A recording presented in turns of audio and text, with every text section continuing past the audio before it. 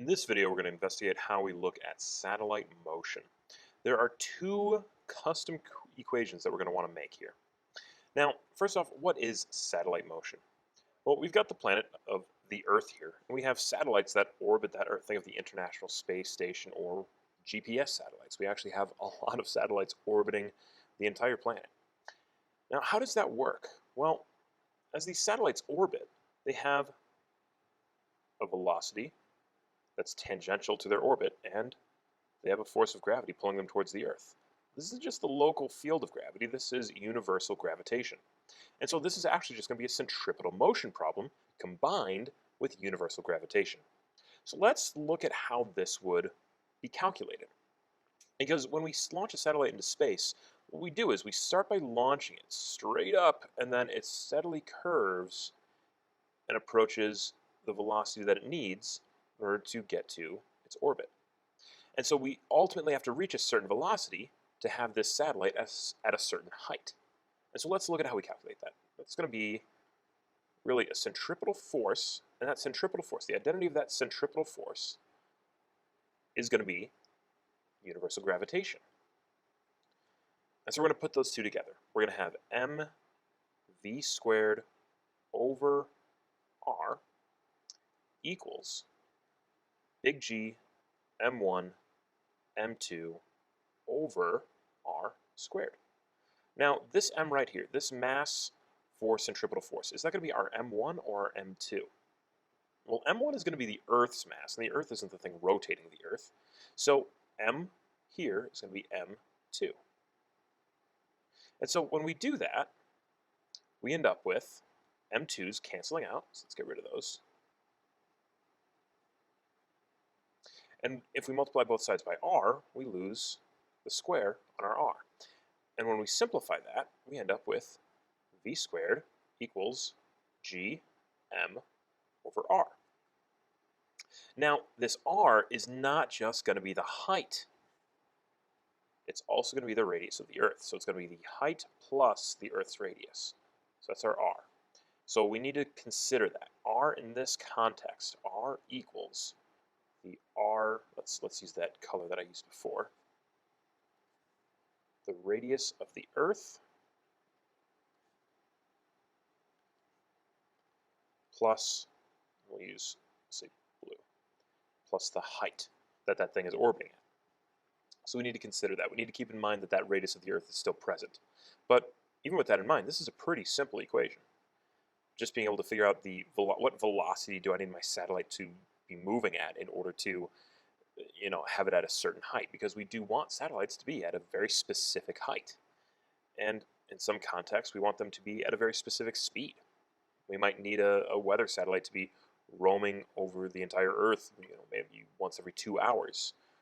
A GPS satellite generally needs to stay above the same plot of land. So it needs to rotate the Earth at the same rate that the Earth rotates. So it would need to have the same angular velocity as the Earth. So let's look at something like that. So this is our basic equation for just calculating the specifics of a satellite in motion. What about if I want to talk about the period of that satellite? Well, in order to look at that, we're going to take a little bit of a lengthier process. So let's look at this relationship. The period of motion would be equal to 2 pi over omega. And I can remember that my centripetal force could be represented by m omega squared times r. So I could supplement this equation in for this equation, and then I could start using this to substitute variables in. So let's try that. Let's make that work. So I'm going to have this time m omega squared r equals g m1 m2 over r squared. Now this is still m2, so that still cancels out, fortunately. But then I want to put this in terms of the orbital period.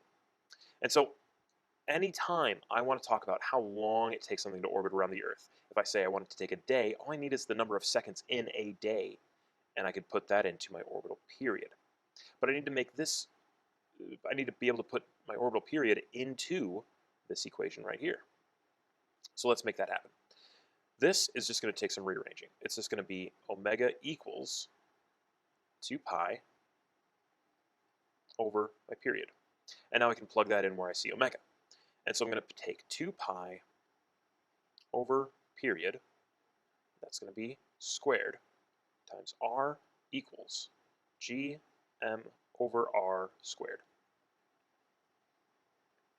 Now when I factor that and simplify these numbers, I end up with 4 pi squared over t squared, and I can divide both sides by r so that I end up with g m over r cubed. Now I want to move these things around. I want to solve for the period, so I need the period to be on top. I can't have it in the denominator. And so I'm also going to multiply both sides by t squared and r squared. So multiply both sides by t squared, r cubed. And that gets rid of the r cubed over here.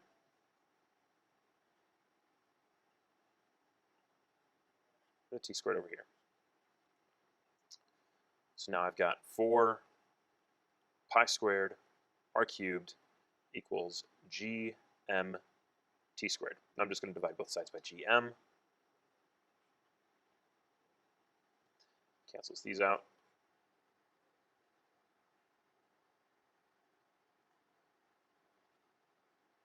And my last step is to take a square root. And when I do that, I can take the square root of 4, I can take the square root of pi squared, but the rest of it is going to have to stay under that square root. So I've got 2 pi times the square root of r cubed over gm equals the period. So that's a little bit of a lengthier equation, but it still isn't impossible. So these are the two equations we want to grab. We want to grab this guy, and we want to grab this guy in order to solve problems related to satellite motion. And so let's write these over here. Make sure you take these in some kind of notes. And I'm going to simplify this. I'm going to make v equals the square root g m over r, and t equals 2 pi. So square root r cubed over g m. So we want these two equations. We want to be able to use these, and we will be using this on our next assignment. Now, there's one more thing I want to touch on in this video, and that's a specific type of centripetal motion problem, which is called the banked curve. You may have seen this on roadways. Sometimes roads are banked. Why are they banked? Well, they're banked so that a car driving along that road doesn't need to rely as much on friction, because the car is going to have some force of gravity that wants to go straight down. It'll have some component of that gravity. Let's use some colors to identify this. That's pushing directly into the road, which would then have a force normal coming out of there. We could further break that force normal up into direct horizontal components. And if I did that while going across a curved road, I would have a centripetal force right here. And so I can break my components up using complementary angles, and I can find a centripetal force right here that would help me figure out what angle does this road need to be banked at in order to avoid this car being able to slip off the road as it tries to turn. And so we'll look at some problems like that as well, but we'll do some practice in the next video. In this one, I just want to go over the general idea of how we solve these.